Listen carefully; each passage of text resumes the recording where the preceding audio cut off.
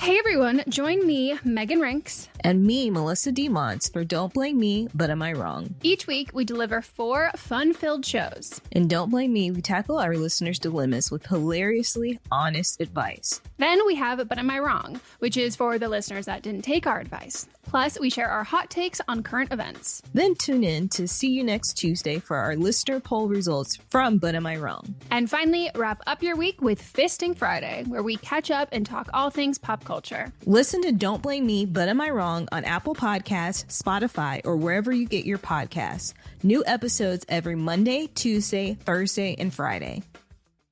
It is about reframing it in a way that meets our dreams for the holidays and to include all the generosity and the love and the gathering and all those things encompassed in a way that doesn't require so much. Yeah, exactly. So much. So much. Yeah. Dot. Exactly. You're listening to the Good Dirt Podcast. This is a place where we dig into the nitty-gritty of sustainable living through food, fashion, and lifestyle. And we're your hosts, Mary and Emma Kingsley, the mother and daughter founder team of Lady Farmer. We're sowing seeds of slow living through our community platform, events, and online marketplace. We started this podcast as a means to share the wealth of information and quality conversations that we're having in our world as we dream up and deliver ways for each of us to live into the new paradigm, one that is regenerative, balanced, and whole. We want to put the microphone in front of the voices that need to be heard the most right now. The farmers, the dreamers, the designers, and the doers. So come cultivate a better world with us. We're so glad you're here. Now, let's dig in.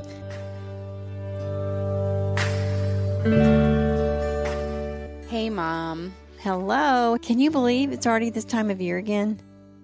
I really can't. Also, I don't know if you've noticed this, but I feel like I've been seeing Black Friday, Christmas shopping stuff. I know every year we say this, like it's earlier and earlier, but Yeah. really, I think like the last weekend of October, I was seeing Black Friday sales. So this episode's being released on Black Friday, the day after Thanksgiving, which we have talked about a lot on the Good Dirt podcast as just a shining example of how we can project a lot of consumer responsibility onto one day. It's an interesting study in our own habits and values. Even since we've started the podcast just a few years, I feel like it's becoming this amorphous idea of a thing. I think it's outgrown the confines of even itself because Black Friday is far from being a single day anymore. Now it's a concept. Yeah, that's exactly right. It is. Like, to your point, in October, you start seeing Black Friday specials.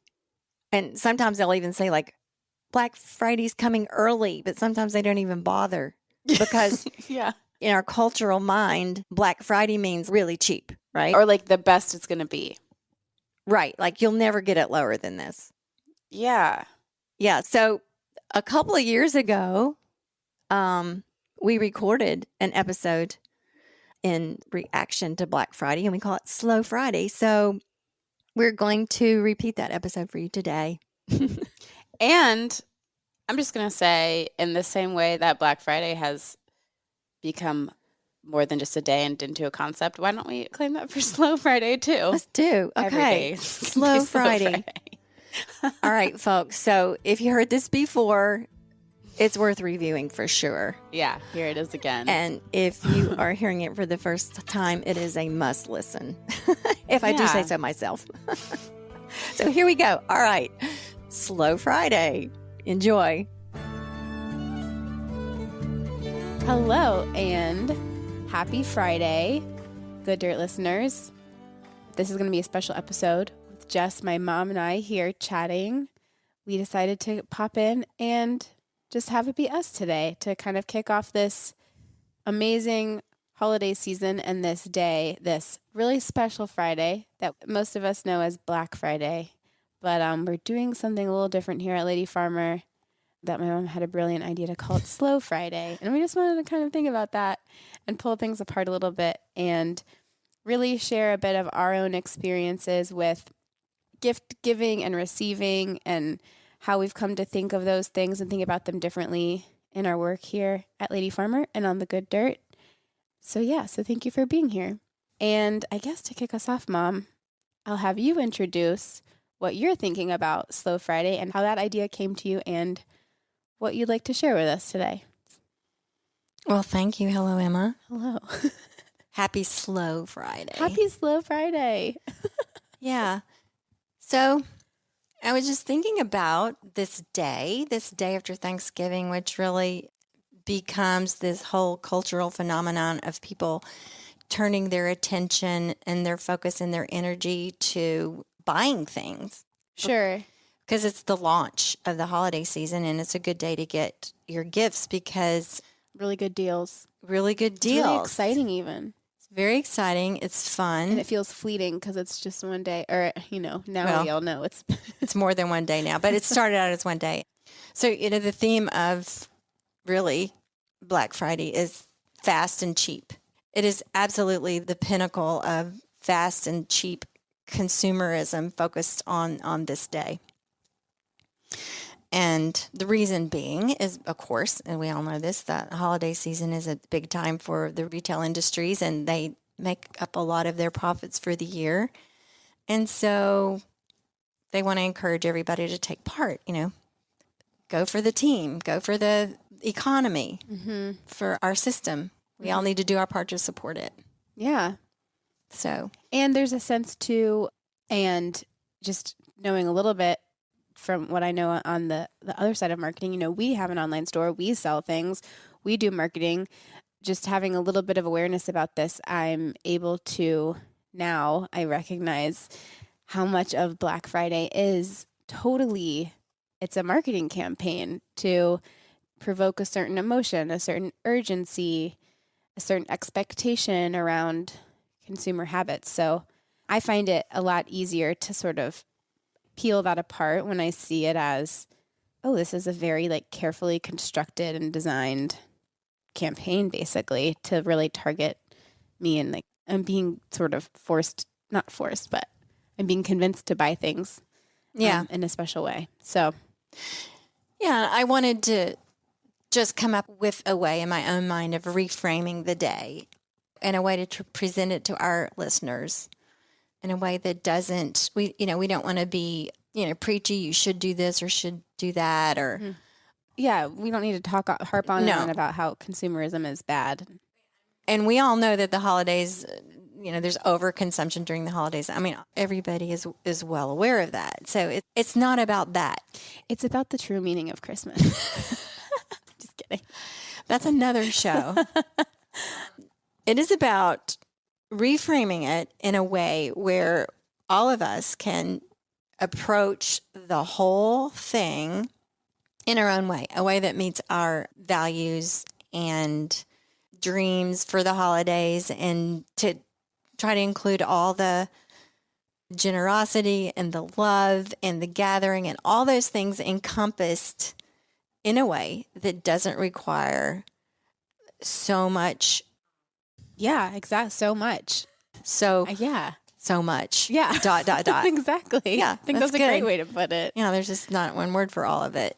So I love that because it's what you just posed made me think just because we want to think differently about our consumer habits and about buying things around the holidays, it doesn't mean that we have to part with, you said, love, generosity, just whatever feelings that we get about gift giving and gift receiving.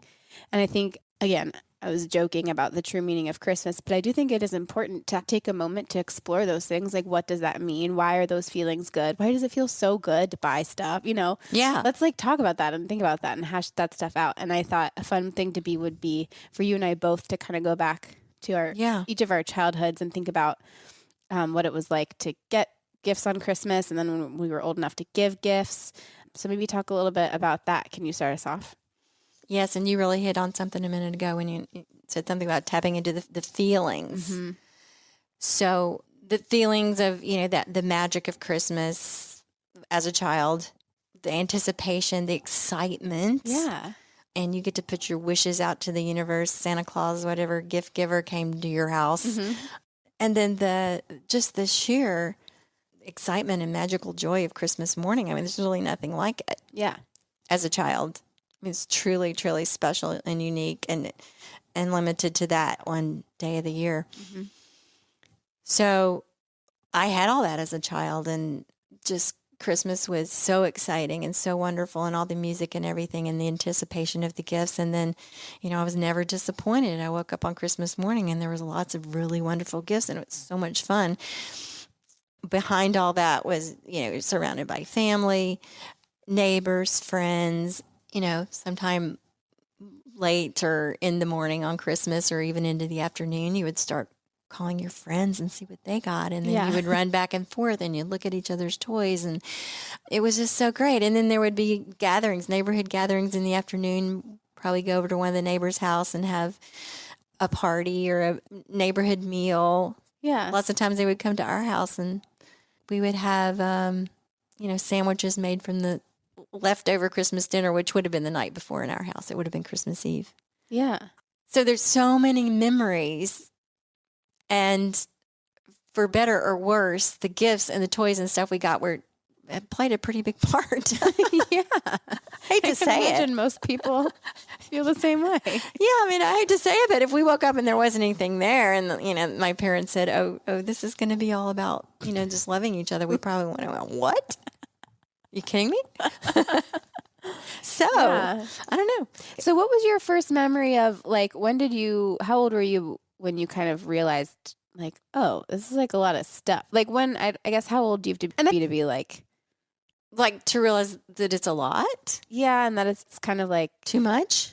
it's about materials, and it's about, I don't know. I wonder when that kind of switches. I don't know. Was it until you were when you were a parent and you were? I think that probably didn't really make an impact on me until I was a parent. Yeah. And can you talk about that a little bit? What that was like? Yeah. So your dad and I wanted to replicate all those feelings of magic and happiness, and the things that you dreamed about and things that you wanted. We wanted you to have that too. And we were really aware, not too much. Too much is overwhelming and it's expensive, it's wasteful. I certainly had an awareness of all that. But I began to notice that year after year, it still seemed like too much. It still kind of got out of control. And it's like, oh, this and this and this. And, oh, we want, then you want the stocking to be all stuffed and loaded with stuff because it's so much fun. It's so much fun to pour out your stocking.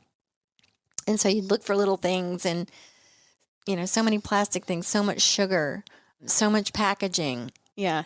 And then, of course, the whole Christmas morning thing, piles and piles and piles of packaging and trash. And I think every year it hit me a little more like, golly, what are we doing here? I'm playing out a script that was instilled in my emotional makeup about what Christmas should look like. Yeah. And was replicating it and didn't know how to do it differently. And also, here's a funny thing, my family, like, for so many years, we would say, okay, we're going to draw names, and we would draw names and, you'd give the present to one person. I'm talking about my siblings, like the adults. Oh, yeah, I remember that. The aunts and uncles, yeah. Right. And that worked and it was fine. But then, like, you'd find something that was perfect for a person, you didn't draw their name. Yeah. So you'd get it anyway, and then that would mess it up. And then, and then people would say, you weren't supposed to do that. And it gets confusing. Yeah. So anyway. Do you remember a time, and I'm trying to remember too, when we just got old enough to not need as many gifts to keep that magic alive? I don't know. What was that? When we were in high school or something? There was no less. It's true. There was still a ton of stuff. Things got more expensive. Yeah. We needed cooler, better gifts. The technology got good. Yeah. Do you remember the year your oldest brother was on the rowing team and he got an erg? Oh, yeah. A rowing machine. Christmas morning is sitting there in the middle of the living room floor. It's and ridiculous. Of course, there were guitars and there were, electronics.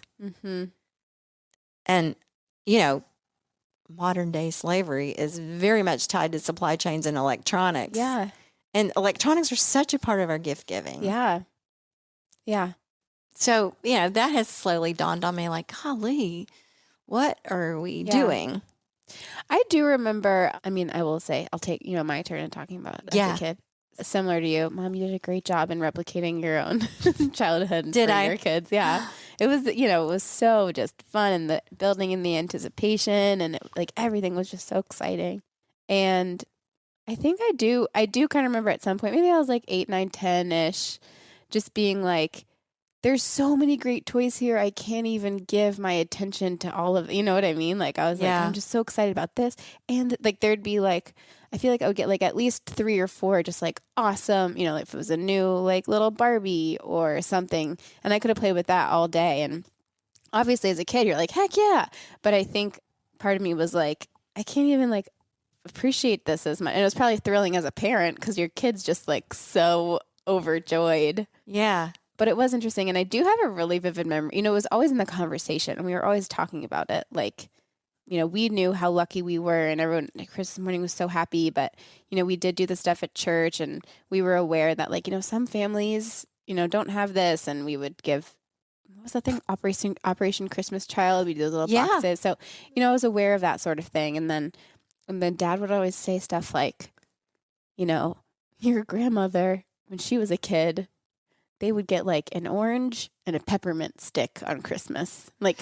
Yeah. We had those stories in our heads too. So that was my grandmother. Oh. Got an apple and a book. Yeah. Well, I think Dad's grandma got an orange and a peppermint stick. Okay. So okay. Yeah. And that's your Christmas present. And so what was that? What had that been during the Depression? Or before, maybe? Before, my grandmother was actually born in 1890. Let's say around the turn of the century, she would have gotten a piece of fruit, maybe a piece of candy, and a book. That was Christmas. So that's also something that's kind of been in the back of my head, too, is what would Christmas morning be like if... And I will say, in our adulthood, in our adult life, with the 3 adult kids, I feel like we have had a couple of Christmases where we're intentionally, minimal gift giving. And it's just sort of okay, it's lovely. And as adults, we don't need a bunch of stuff. And maybe it's because there aren't small children in our family yet, our immediate family, but it's not as exciting. Do you feel disappointed on Christmas? No, I don't feel disappointed. It's just interesting. It's we've spent decades of hammering this excitement and anticipation means you have to have a ton of presents. Right. It's creating that feeling as a child that experienced that rush of excitement and delight is somehow dependent on a pile of stuff. Mm-hmm. And then as a parent, you want your own children to have that. And the only way you know how to do that is to provide a pile of stuff. Now, I'm sure there are many people out there that have found a way around this. Yeah. And if you have, we want to hear about it. We do. Let us know. We really, really do. I mean, my kids are all grown up. I blew it. And now I'm sort of living this mission through Lady Farmer of learning about other ways of doing things, learning ways of reducing our consumerism, taking more care of our resources. And all of this it isn't that all this stuff is new to me. It's just that I reached a time in my life, and then we started Lady Farmer and everything, where I really want to begin, living out that and not just thinking about, things should be better. We could do better, and really, really doing better. So that's why we're talking, being out loud about all this. And, frankly, I still find the holidays a challenge, even with everything I know and all the horrors I know about the supply chains and the waste and what's in the landfills and the, all the chemicals and all this cheap stuff that's bad for our health, that's bad for the kids, that's in our clothes. Just this sheer enormity of things that are unhealthy for ourselves, for the planet, for the soil. All these things I now know, it is still a challenge. Yeah, it's really hard. These are deep-seated patterns and traditions. And they're so emotional. I think that's what makes it so hard. So emotional. And if it was just me, it would be fine, but you're involving all these other people. Yeah. So when we were chatting a little bit about this earlier, you had mentioned the idea of Slow Friday. So welcome to Slow Friday, everyone. Yeah.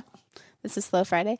And even just starting with like an hour on today on Slow Friday, when you might, when it might be, oh, maybe I should go online and get some deals or whatever. Yeah.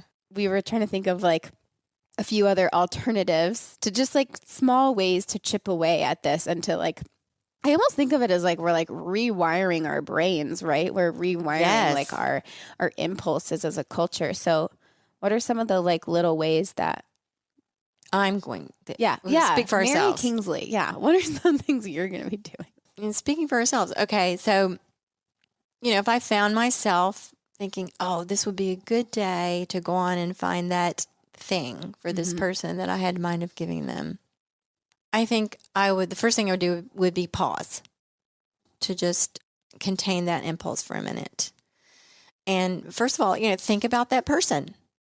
Just think about them, think about them in an appreciative way and how I would like to let that person know that I care about them and I'm thinking about them. I'm trying to think of something they would like. Yeah.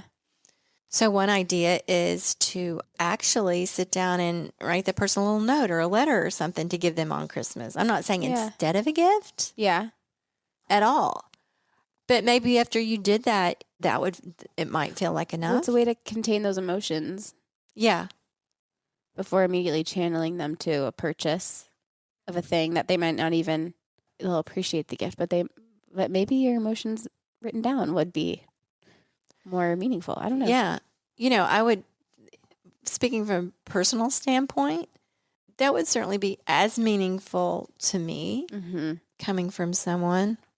This is my gift to use to tell you some things I appreciate or how I feel or, looking over the last year, that sort of thing. Yeah. Speaking of letter writing, we do so much less of it now. And I think it's just a general, really beautiful way to engage with slow living and slowing down and sharing a moment with other people and being present and putting that on paper and then, going through the steps of the stamp and putting it, all those steps are so hard for someone like me to like connect all the dots. But when you do it, it's so meaningful. And we actually, in the Almanac right now, we've set up members with pen pals. So we're doing that. That's really fun. My pen pal lives in France. Really? Yes. That is so cool. Have you written your pen pal letter yet? I have written my pen pal and we've traded poetry. Oh. And her name is Lauren. I won't give her last name for privacy's sake, but anyway. So Lauren sent me a recipe for this wonderful bread, which I made. Mm-hmm. And she sent me a poem. And then I wrote her a letter and I sent her a poem. And the poem is actually so appropriate for this conversation. I'm going to give you the first couple of lines of it. Okay. It's called The World is Too Much With Us, and it's by William Wordsworth. And here are the first 3 lines of the poem. The world is too much with us late and soon. Getting and spending, we lay waste our powers. Little we see in nature that is ours. Wow. Isn't that amazing? And he wrote that like in the early 1800s. Oh my gosh. So that blew me away. I like the act of just writing that poem out for her. I thought this is so powerful, even for now, like 200 years later. Yeah. Getting and spending, we lay waste our powers. So with that in mind, the getting and spending that we would getting and spending, that's literally giving and receiving. And facilitating. Yeah. All that. Like that. We're leaving ourselves out of it. And that's exactly what Black Friday's about. Yeah. Really, getting and spending. So instead of getting and spending and laying waste our powers. Oh, I love that. Laying waste our powers. Our powers. So what are the powers that we're laying waste when, we're giving into that urge, like that beckoning call of the marketplace to get in there and just get in there today and to do this. Yeah. So what powers are we laying waste? Wow, that's so awesome to think about. So you think of one, like we were talking about, what are things to do instead of hopping on and buying something immediately? We're not saying don't buy this gift for your loved one. We're not saying that. We're just saying, Yeah. And also, give it a minute. to be fair, it is really nice that there's deals on things. Like, hello, everyone loves to save money. Right. If you can. That's so true. That's so true. We just have to remember, though, that that's not a reason to buy something. Correct. And cheap is never a bargain. It's true. There's always a cost somewhere on the planet or with some person. There's always some cost to something being super cheap. Yeah. And just keep that in mind. And we all have to make these decisions. Nobody's perfect. Nobody's 100% like, 100% a perfectly balanced consumer. I don't know how you put that. These are just things to keep in mind. So what would you do on Slow Friday? Yeah, well, thinking about laying waste our power, I really love that. So like thinking about, okay, so what powers might I be giving up?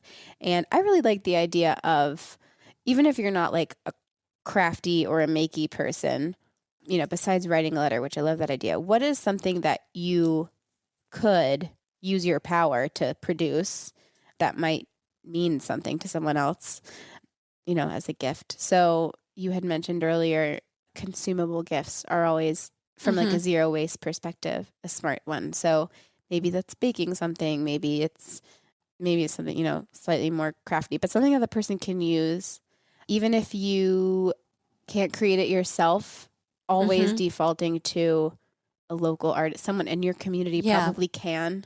So maybe it's researching, who in my community makes nice soaps or candles, and exactly those are usable, consumable things, right? So and kind of go in the making, supporting local type realm, but also, and your part of that would be the research and the supporting the artist, right?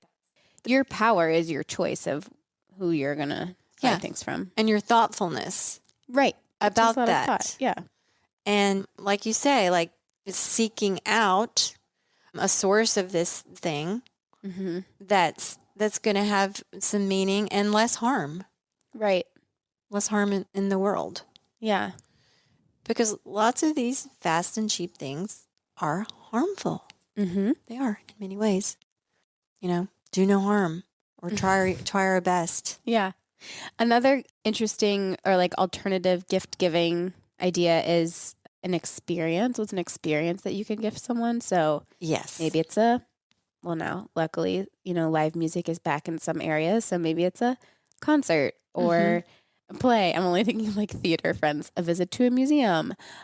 You can be so good. Like the possibilities are endless. Like I love a good scavenger hunt that someone makes up, and you hide little treats or I don't know, something that you can create that's an experience. Especially that would be a great one with young kids too. Like what's something that we can like do together. Right. And you're giving the gift of thought and your time and companionship, and that's a really, really rich one. And again, these are not new ideas. I mean, people have been suggesting, give the gift of experience. We've been hearing that for a while now, but there comes a time when you think, yeah, that's a good idea, and then you actually do it.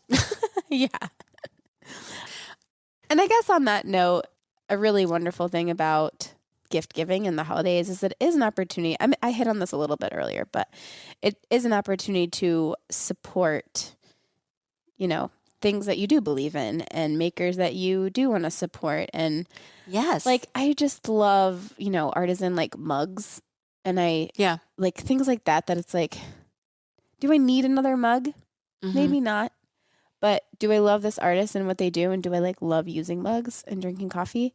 I do. And so at Christmas, I might buy a mug or buy someone for someone else, or I might receive a mug that I would love to get. So that's just like a really tiny example of it is possible to still, if we really do need to scratch our itch of buying things. Yeah. There's amazing options. Like an Almanac membership. We have gift memberships available on our website. Yes. That's and amazing. Also the Lady Farmer Guide to Slow Living. Oh, yeah. And I think the urge to give gifts is real. And, there's nothing wrong with it. We're not going to minimize that. We're not going to say don't give gifts. Yeah. I think the point is just, how can you just step back a little bit from the gigantic machine of all this crazy consumer wasteland out there. And how do you tune in, to use an overused word, but how do you tune in and you give authentically and from an authentic place and from really thoughtfully and from you? And like that's where the real like meaning is, as opposed to kind of just being sold something and mindlessly cooking. Yeah. Well, again, going back to like my own history and experience, you know, I grew up during the mall era. Yeah. And so it was an activity. Right. To go to the mall for your Probably Christmas still shopping. Is in some places. I know we don't really have any malls around us, but this is before the days of online shopping. And, yeah, you know, so you had to get in your car and drive somewhere, and like you would make probably not just one time, it's, you know, several times during the season, you go out and buy stuff and come home with bags of stuff to wrap up and give away. This was the thing. This was the part of it. This was the experience of the whole thing. But now we have so many more options. It's true. And to your example about the mug, you know, if you had a choice between like giving someone a mug that's made by someone that's done it with their hands and they could use a small business that could use support, the arts and whatever, and comparing that to, you know, a sweater, something that's made in a sweatshop where a person is not paid a living wage and the chemical dyes are causing problems in the water, then, you know, if we're just going to pause a minute and give that thought, that becomes an easier choice. That becomes something that's really not hard to recognize, you know, where we can do better. Yeah. And also, I'll add to that, where does gift giving become just checking off the boxes? You know, like you have to have something for so-and-so to open or whatever. Yeah. Oh my gosh, that's such a good point. Yeah. And that person, you're trying to check the box. Maybe that's the person that, you know, the letter or the, you know, the jar of mustard or the, you know, a loaf of banana bread or something would be just really great. Or treat them to a coffee date. Or yeah. So many things, so many choices. So the last thing that I had written down for an alternative way to spend, or something else to do with your time on Black Friday, other than go on the internet and fill up your cart out of a sense of urgency and fulfilling something that you feel needs to be fulfilled. Or obligation. Obligate, that's the word. Would be to just instead, I mean, not saying don't do it at all, but before you do, maybe go on a walk outside. Yeah. Feel the brisk air. Hang out with some trees. Think about the people you want to give gifts to. Think about them on your walk. Exactly. You know, send them good vibes. Yeah. And think about how you really want to express your appreciation and love for them on this day that in our culture is, you know, supposed to be about showing people that you care for them. Yeah. Yeah, absolutely. Which company was it that said, don't buy anything today, go outside? That was probably Patagonia also. Or REI, or I don't know. Oh, yeah. REI has, I mean, a ton of cool companies do cool stuff with Black Friday. And yeah. We're just renaming it. Slow Friday. So yeah. I'm not claiming to be the first to think of that. I mean, it just, I'm sure it's out there, you know, just like slow food, slow fashion, slow living. It must be out there somewhere. But I did like the way it sort of felt as I was anticipating, you know, how to respond to this. Mm-hmm. And also what's interesting about Black Friday that helps me give some distance from it, kind of as I mentioned at the beginning of the conversation, is remembering that it's a marketing campaign. And the way that I've been seeing Black Friday marketing since Halloween, like, it is just a marketing. It has no meaning anymore because sales happen all the time. Guess what? The reason why people have sales is to get you to buy stuff. There, I said it. I shattered the secret. That's the reason why people have sales is to drive revenue. So you're literally being swindled. So there's this book, a children's book. You probably remember it. It's called, I think it's just called Christmas by Peter Spear. Mm-hmm. And it has no words in it. And this book didn't come out until after I had grown up, but I think it's probably before I had kids. So it planted some of this stuff in my brain. But he just shows you the pictures of all the beautiful, sparkly, exciting things leading up to Christmas, and then Christmas Eve, and then Christmas morning. And this is all in pictures. It follows a family. And then it shows you Christmas Day, and it has pictures of the trash piling up in the things being thrown here and there and the toys being forgotten on the floor and broken and so forth. And then, it ends with showing the trash outside in big bags, just all the trash. This book was probably written in the maybe 70s or 80s. I'm not sure. Oh, wow. And no words, just pictures. Yeah. And Was that it made a kid's book or? it's just children's book. Oh, wow. Peter Spear. It made a huge impression on me. And I think, then as I became a parent, that was in my mind. Yeah. Very powerful. There was also a book, like a chapter book for adults called Unplug the Christmas Machine. Yes, Unplugging the Christmas Machine. Yeah. Did you read that? Yes, I remember seeing it in our house. And that was all about this kind of thing. It wasn't just about consumerism. It was also about, the pace. Like when you guys were young, there were so many activities. There were recitals. There were plays. There were, class parties. There were get-togethers. And everybody wants to do all this stuff around the holidays. And so the busyness and the pace and the things to do were just, just really amped up. And things like, like teacher gifts and baking for the class party, just so many things. I remember just being super overwhelming. And there was even a time in there, I hate to admit it, but this is just being totally honest, I just really did not like Christmas. No. Yeah, I remember that. You remember it? I remember you being like, ugh, can't wait till this is over. Oh, no, that's terrible. See, my mother never would have done that. I don't think it was out of hand for her. Yeah.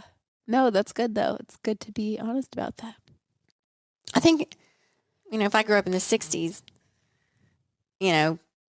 that's 30 years before you guys were going through all this stuff. And there was probably just more. Just take all that and just amplify it. Yeah. And, every one of you had your activities and your performances and all those things. Mm-hmm. So Unplug the Christmas Machine was very much about that, on top of the consumerism too. Yeah. Well, thank you for sharing those books. And thank you guys for being here. And is there anything else we wanted to mention? Speaking of Slow Friday, I'd like to offer listeners a little invitation if you want to, just for fun. I offer you a Slow Friday challenge. Okay. So I have a couple of ideas for this, but one of them is don't buy anything today. Okay. See how that feels. And if stuff comes up for you about that, maybe it won't. Maybe you're a person that maybe wouldn't do that anyway. But if it does, I think it'd be interesting just to observe for yourself how that makes you feel, what comes up. Just be with it. Mm-hmm. Here's another Slow Friday challenge. Think of gifts that you are in the gift-giving mode and you want to get gifts today or anytime during the season. Take the time to be thoughtful about those purchases and get gifts that are not going to be harmful to the planet or yourself, your own health, or anyone else involved in the supply chain or the production of it. And there's lots of choices in that realm. So just give it thought. Yeah, think about how much of if you're going to buy something, how much of the supply chain do you know about? Can you name? Can you, do you know whose hands touched it? Can you take responsibility for the full supply chain? That's a great exercise. Actually makes shopping a lot easier because there's so many things you can't get. Yeah. So if you don't know the story behind something, then keep looking. Yeah. I like that. I really like that. Well, we really appreciate you guys for being here today. Thanks for doing something a little bit different with us. We will be back with another interview next week. And for long after that as well, every Friday we're here. Thank you for being here. We appreciate you so much. And we hope you have a wonderful start to this really fun, magical season. Yeah. And thank you. See you next week. Bye-bye.